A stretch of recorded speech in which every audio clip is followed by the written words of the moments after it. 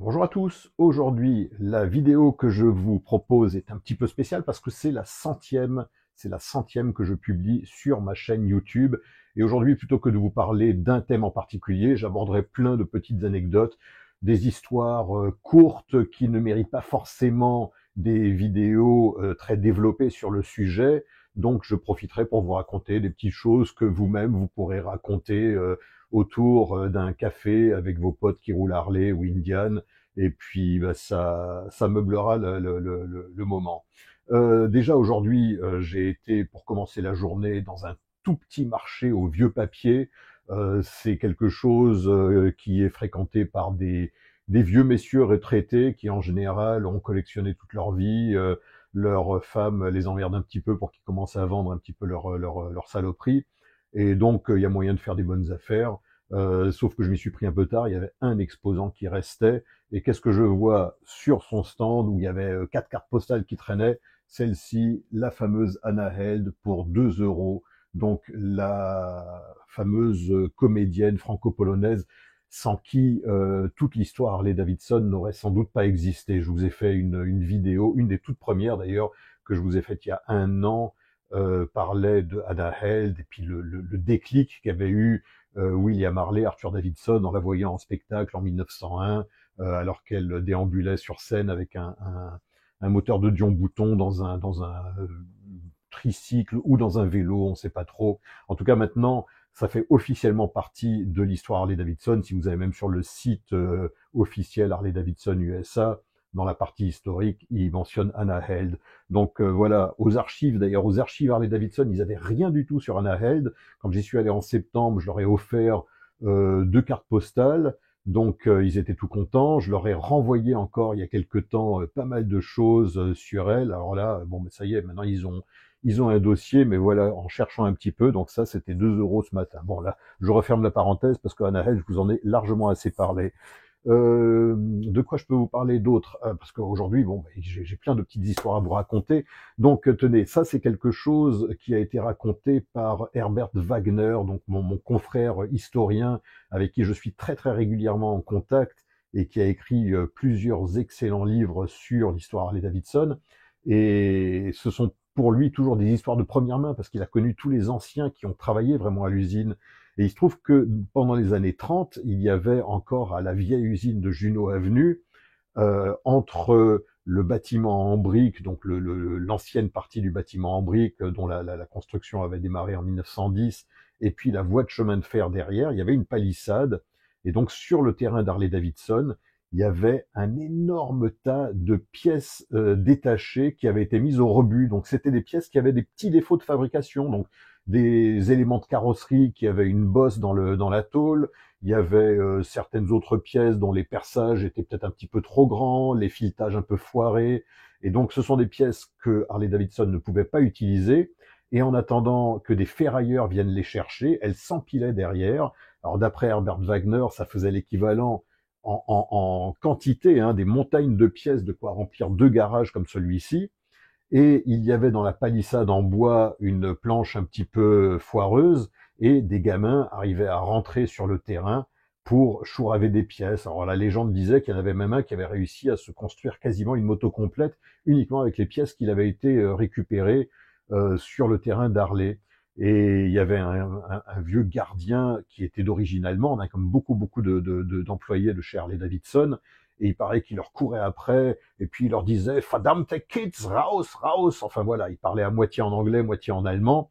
Donc bon, les jeunes n'avaient pas tellement peur de lui. En général, il se barrait quand même après avoir chouravé un guidon, un garde-boue, n'importe quoi. Et le trou dans la palissade n'avait jamais été réparé. Et d'après Herbert Wagner, si ça se trouve, les fondateurs de l'usine étaient même au courant de tout ça, mais ils avaient pitié parce qu'ils se souvenaient de leurs propres débuts quand eux-mêmes, pour construire leur premier prototype, étaient obligés de chouraver un petit peu des pièces à l'usine où ils travaillaient, donc où ils fabriquaient donc des pièces pour les locomotives. Donc voilà, ils volaient des pièces, voilà. C'était comme ça que le mythe Harley a commencé. Tiens, d'ailleurs, j'ai aussi une autre anecdote, c'est que pendant les premières années euh, de, de, d'activité d'Harley-Davidson, il n'y avait pas de société à proprement parler. Alors il y avait la fameuse cabane avec marqué Harley-Davidson Motor Co sur la porte, et encore, d'après Bill Jackson des archives, ça n'a jamais été marqué sur la porte en bois de la première cabane, mais ça aurait été juste inscrit par la suite sur la plaque de verre du négatif. Enfin, ça peu importe. En tout cas, la société officiellement Harley-Davidson a été constituée le 17 septembre 1907. Et donc de 1903, qui est officiellement l'année zéro donc du mythe Harley-Davidson, jusqu'en septembre 1907, il y avait rien d'officiel. Hein, c'était, on travaillait comme ça.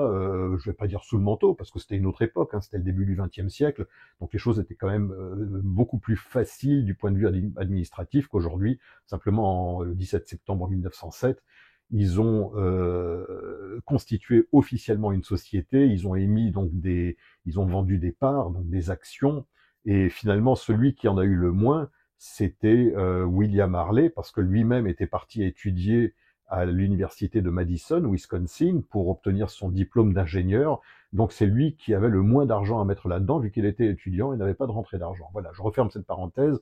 Donc ça, c'était la petite histoire donc du tas de pièces. Mais je veux bien y croire d'ailleurs, parce que je vous avais raconté aussi dans une autre histoire à propos de Jean Davidson, donc la petite fille de Walter Davidson, que son père Gordon était aussi quelqu'un de très généreux, et il y avait donc justement un des employés de la chaîne d'assemblage qui essayait de remonter une moto chez lui pièce par pièce, et puis il avait dit à Gordon, oui, tout ce qui me manque pour terminer ma moto, c'est la selle. Et alors Gordon prend une selle flambant neuve de la chaîne de montage, il prend son petit canif, il lui fait une petite entaille en dessous, là, dans le cuir, enfin, quelque chose de pas grave du tout. Il dit, ah, bah zut, celle-là, elle est plus utilisable, bah tiens, vas-y, occupe-toi, débarrasse-moi de ça. Voilà, bon, ça c'était la petite histoire de Jean Davidson à propos de la générosité de son père, et je veux bien le croire parce que c'était vraiment une grande entreprise familiale à l'époque où les patrons connaissaient tous les employés par leur prénom. Tiens, vu qu'on est encore dans l'histoire Harley-Davidson, en 1935, les premiers prototypes de Knucklehead, donc le Knucklehead de 36, les premiers prototypes de Knucklehead ont été testés en 1935, et ça aussi c'est quelque chose que Herbert Wagner raconte dans son livre. Il y avait donc des employés qui étaient payés pour tester, faire autant de kilomètres que possible par jour au guidon de ces motos. Et ils avaient trouvé le truc, donc ils sortaient de Milwaukee, ils allaient dans les campagnes du Wisconsin, et quand ils avaient envie de casser la graine, ils s'arrêtaient, ils mettaient la moto sur la béquille centrale arrière, donc avec la roue arrière au-dessus, à quelques centimètres du sol, et vu que le compteur était entraîné par la roue arrière, alors attendez, par la roue arrière ou par la boîte de vitesse, enfin peu importe, non je crois que c'était par la roue arrière, et sur ces modèles 36, et donc il laissait tout simplement une vitesse engagée, il laissait la roue arrière tourner, et avec un petit filet de gaz, hein, comme s'il roulait, et puis alors là, la moto pouvait tourner comme ça pendant 1 heure sur place, ce qui était finalement pas plus mal dans le cadre d'un test ride, je dirais, parce que ça permettait de voir à quel point le moteur supportait de rester sur place sans être refroidi par l'air ambiant en roulant, et sans serrer le moteur. Donc finalement, ça prouvait que ces motos étaient quand même relativement fiables.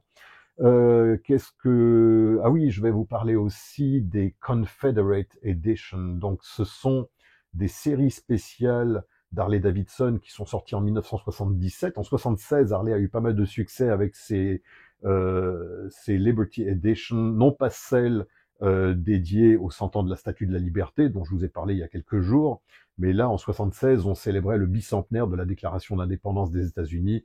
Donc on avait fait une série de Liberty Edition avec des aigles flamboyants, et puis la nouvelle version du logo Bar and Shield. Et en 77, rebelote, on sort une nouvelle série commémorative ou anniversaire, appelez ça comme vous voulez. Et là, c'était la Confederate Edition avec une peinture un peu grise, donc Ice Blue Metallic, sur la carrosserie.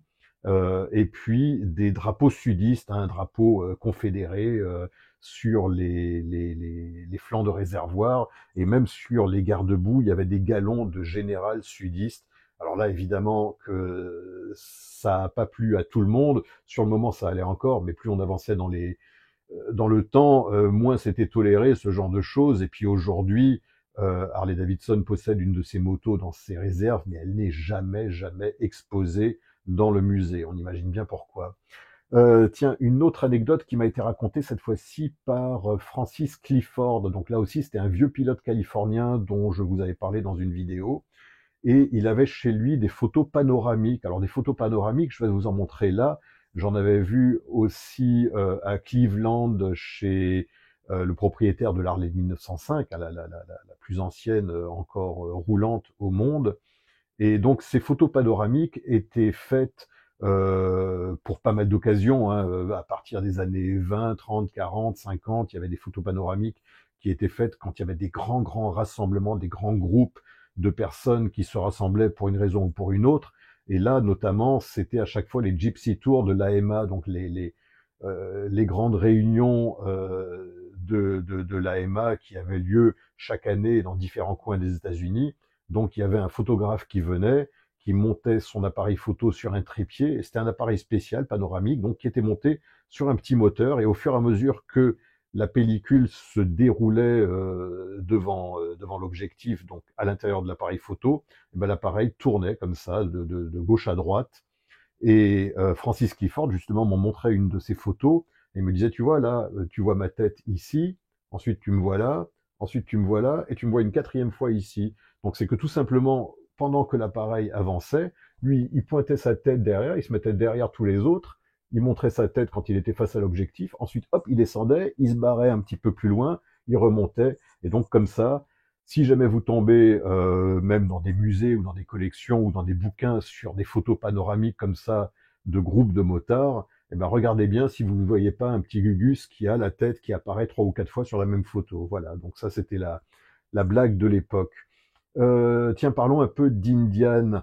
En 1923, Indian avait réorganisé un petit peu l'intérieur de son usine, avait regroupé certains départements, donc il y avait des parties de l'usine qui étaient vacantes et on en a profité pour louer ces espaces à des intervenants extérieurs, hein, des gens qui avaient besoin tout simplement d'espace pour aménager un atelier, bricoler. Et en 1923, Indian avait loué donc ça à Edward Parker. Alors Edward Parker, c'est celui qui a mis au point le procédé de phosphatage, donc le phosphatage noir qu'on appelle la parkerisation.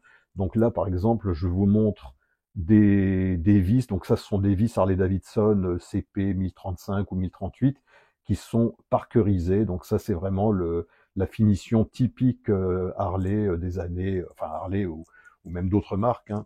C'est vraiment typique des années 30, 40, voilà. Donc le procédé de parkerisation, eh ben, sachez que ça a été mis au point donc dans des locaux de l'usine de State Street et plus précisément des locaux du rez-de-chaussée de State Street, donc qui donnent vraiment sur la rue.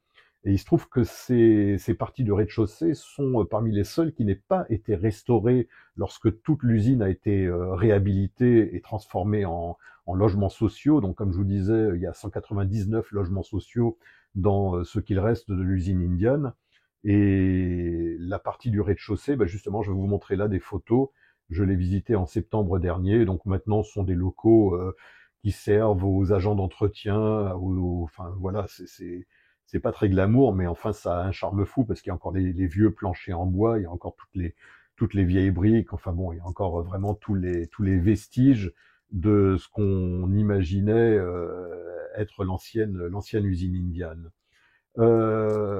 Sachez aussi que les dirigeants d'Indian et d'Harley Davidson faisaient à partir de 1922 quelque chose qui était strictement interdit, c'est-à-dire qu'ils se réunissaient chaque année pour définir un petit peu leur prix respectif. Et donc en 1922, c'était Arthur Davidson qui a rencontré le PDG d'Indian de l'époque, donc Frank Weschler, et ils se sont rencontrés à l'hôtel Waldorf Astoria à New York. Alors là, petite parenthèse, vous savez à quel point je suis fétichiste, donc je vous avais parlé de l'hôtel Schroeder, donc d'ailleurs quand j'étais à l'hôtel Schroeder à Milwaukee, donc l'hôtel Schroeder, c'est là où Harley Davidson présentait ses nouveautés, et notamment le Knucklehead, donc en novembre 1935, donc j'avais trouvé j'avais réussi à trouver un plan de l'hôtel Schroeder des années 30 avec notamment le Crystal Ballroom là où avaient lieu donc les lancements de certains modèles et notamment donc le Knucklehead. Et depuis que j'ai appris que Arthur Davidson et Frank Weschler s'étaient rencontrés à l'hôtel Waldorf Astoria, j'ai ressorti de mes archives des cuillères que j'avais de l'époque, des cuillères anciennes de l'hôtel Waldorf Astoria. Alors je sais pas si on arrive à lire. Bon, ça a aucun intérêt. Hein. Je veux dire, c'est vraiment ces cuillères, je les ai depuis les années 70. Hein. Figurez-vous que, enfin bon, ça c'est encore une autre histoire. Mais non, elles n'ont pas un rapport direct avec l'histoire de la moto américaine, mais enfin bon, c'est amusant. Et toujours est-il que à l'hôtel Waldorf Astoria, donc en 1922, ils se sont rencontrés, ils ont mis au point leur technique de vente en se disant bon ben voilà, nos motos, on va les vendre, je sais pas, tel et tel modèle, on va le vendre tant et tant, pas plus. Vous aussi, voilà. Donc comme ça, ils se faisaient pas la concurrence pour tirer les prix vers le bas. Et à partir de 1923, Walter Davidson est venu rejoindre donc les deux autres, toujours à l'hôtel Waldorf Astoria. Et Walter Davidson, lui, c'était vraiment un génie de la gestion, de l'administration et du business. Et Walter Davidson, à ce moment-là, a mis au point avec Indian une sorte de plan, je ne vais pas dire machiavélique, mais enfin bon, voilà, un plan pour éliminer tous les autres concurrents. Donc ça a mis quelques années, il y avait plus tellement de marques, hein, il y avait surtout Excelsior Henderson, et bon, ben, ça a fini par marcher parce qu'en 1931, Excelsior Henderson a plié un matin. Ignaz Schwinn, le patron, est arrivé dans l'usine de Chicago, il a dit bon allez les mecs, aujourd'hui on arrête. Alors je sais pas si c'est suite aux tractations d'Harley et d'Indian, mais enfin bon, en tout cas, ils ont fini par être les deux seuls constructeurs aux États-Unis. Qu'est-ce que je peux vous raconter encore? Tiens, ben, parlons un petit peu des 200 miles de Daytona et notamment de Joe Robison, enfin la concession de Joe Robison. Je dis bien Robison et pas Robinson. Il y a beaucoup de gens qui font l'erreur. Tous ceux qui ont été à la Daytona Bike Week pendant les années 90 ou 2000 se souviennent de la vieille concession de Joe Robison. Hein. Il avait été concessionnaire à partir de 1962. Et Harley lui a, je crois, retiré sa concession en 94 quand Bruce Rossmeyer a ouvert sa super méga grande concession à Daytona, puis un peu plus au nord à Ormond Beach. Toujours est-il que Joe Robison restait en place. Hein, son magasin, c'était quasiment un musée. Il y avait des Harley anciennes, il y avait des motos de course, et puis il avait dans son atelier même une petite pièce qui était le Racing Room, dans lequel il y avait des prototypes de moteurs, de carénage, des choses comme ça, parce que Joe Robison travaillait vraiment main dans la main avec Harley Davidson. On avait ouvert, donc on avait inauguré en 1959 à Daytona le Grand Speedway International, qui au départ était réservé aux 500 miles de Daytona et aux courses automobiles, parce que avec les virages relevés, on estimait qu'il était trop dangereux pour les motos, donc les motos continuaient de tourner sur la plage pour la course des 200 miles. Finalement, en 1961, les motos ont été admises dans le Speedway pour courir les 200 miles de Daytona, et c'est pour ça que Joe Robison a ouvert son magasin en 1962, vraiment à proximité du circuit, donc sur ce qui était à l'époque Volusia Avenue, Volusia, voilà, avec l'accent français, qui est le nom du comté de Floride où se trouve la ville de Daytona. Donc Volusia Avenue, qui est devenue ensuite International Speedway Avenue.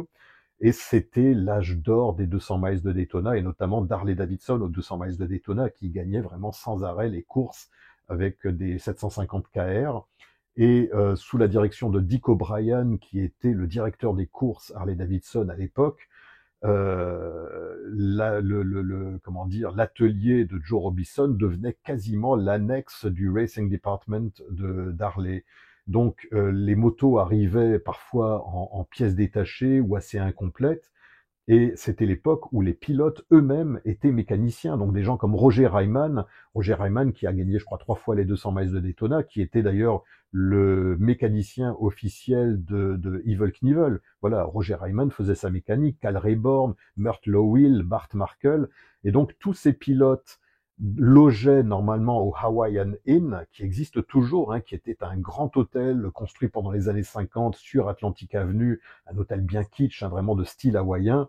Et moi, j'étais passé avec des vieux pilotes à l'hôtel, et puis ils me disaient, oui, oui, c'est ici qu'on logeait, enfin, c'est ici qu'on logeait, quand on ne dormait pas par terre sur un matelas de fortune dans l'atelier de Joe Robison, parce que bon, ben, des gens comme Bart Markle, lui, il mettait au point donc sa moto et il faisait des essais complètement pirates, de manière totalement illégale. Il faisait ses essais donc sur la route, sur des petites routes un petit peu désertes, en dehors de Daytona, hein, en longeant la plage, en allant vers le sud. Donc il faisait ses essais. Et puis, bah, ils redémontaient la moto, et puis bah, comme ça, ils arrivaient à faire de la mécanique, même le samedi précédent la course des 200 miles, qui avait toujours lieu le dimanche.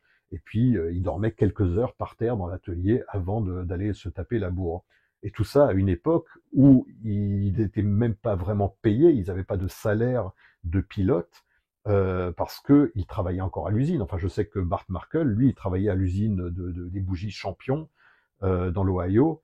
Et quand il gagnait une course, bah, tant mieux pour lui, il avait la prime. Quand il gagnait pas de course, bah, il rentrait chez lui et puis il retournait à l'usine le lundi matin. Et c'est comme ça qu'il gagnait sa vie. Je vais terminer par une histoire indienne encore, histoire d'équilibrer un petit peu. En 1948, Indian a fermé officiellement sa grande usine de State Street, donc ce qu'ils appelaient le wigwam, enfin voilà, c'était un terme des Indiens d'Amérique, hein, pour signifier le quartier général, la grande tente du chef, voilà. Et à partir de là, ils ont travaillé dans une autre usine, et puis ça a été de pire en pire. Donc en 1952 et 53, pour assembler vraiment les dernières Indianes avant que la marque ne fasse faillite, un atelier de fortune était installé carrément en centre-ville de Springfield. Et quand Indian a contacté Linkert, donc la marque de carburateur dans l'Indiana, pour commander donc des carburateurs pour la saison 1953, Linkert leur a dit oui, combien de milliers de carbus vous voulez? Ils ont dit bah il nous en faut 50, enfin une cinquantaine. Ils ont dit non non, oubliez quoi, nous on va pas vous vendre 50 carburateurs, quoi. Soit vous passez une vraie commande sérieuse. Et donc c'est à ce moment-là que Indian est passé donc des carburateurs Linkart aux carburateurs Hamal, les carburateurs anglais Hamal. Non pas parce qu'ils étaient de meilleure qualité. Alors évidemment que Indian mettait en avant la qualité formidable des carbus anglais Hamal, mais la raison pour laquelle ces carbus ont été installés sur les modèles Chief, c'est uniquement qu'ils n'arrivaient plus à avoir des carbus Linkert. Et tiens, d'ailleurs, si on vous demande un jour quelle était la première moto américaine à démarreur électrique, et ben vous pourrez répondre que c'était une Indian. Et en 1914, il y avait un modèle bon, qui n'existait que en 1914, hein, parce qu'il n'était vraiment pas au point. C'était la Handy Special, qui avait donc un gros démarreur électrique à l'avant du moteur. Il y avait 2 batteries sur la moto, mais il n'y avait aucun système de charge, donc pas de génératrice. Donc ces batteries, il fallait les charger chez soi. Et bon, vous vous doutez que c'était pas très efficace. Donc là, je vais vous montrer une photo de la Handy Special à l'écran, et il y a aussi une autre photo avec Pancho Villa, donc avec une de ses motos. Et alors si on vous demande aussi quelle était la première Harley à démarreur électrique, donc ça, en général, les gens qui connaissent un petit peu la marque vont dire bah, c'était la première Electra Glide en 1965, c'est quand ils sont passés du système 6 volts au système 12 volts, et qu'ils ont intégré le démarreur au moteur Panhead, au dernier moteur Panhead d'ailleurs, et c'est pour ça que on a appelé anciennement la Duoglide, on l'a appelée Electra Glide à cause de l'amélioration du faisceau électrique et du démarreur électrique. Mais en vérité, la première Harley à démarreur électrique, c'était un an plus tôt, en 1964, et c'était le Cervicar. Donc tout simplement, on avait déjà fait passer le Cervicar de 6 à 12 volts et on lui avait collé un démarreur sur le moteur. Donc exactement 50 ans d'ailleurs après Indian. Voilà, maintenant je crois que j'ai fait le tour. Alors tiens, un autre truc dont je vous ai jamais parlé, Ça c'est un petit peu, c'est même pas de l'autopromo parce que je sais même pas s'il est encore dispo. Ça c'est un petit roman que j'avais écrit il y a quelques années, je sais même plus exactement quand, il y a 5 ans peut-être ou quelque chose comme ça. Alors ça s'appelle En attendant la veuve. Alors malgré la guillotine, hein, c'est pas un truc lugubre, ce sont les mémoires d'un condamné à mort dans la prison de la Santé. La raison pour laquelle je vous parle de ça, c'est que bon, bah, le type il raconte donc tout ce qu'il a vécu entre 1906 et 1916. Et avant d'être condamné à mort, il a vécu quelques belles années, notamment aux États-Unis. Et là, j'ai fait énormément de recherches historiques, hein, pour rédiger ce bouquin.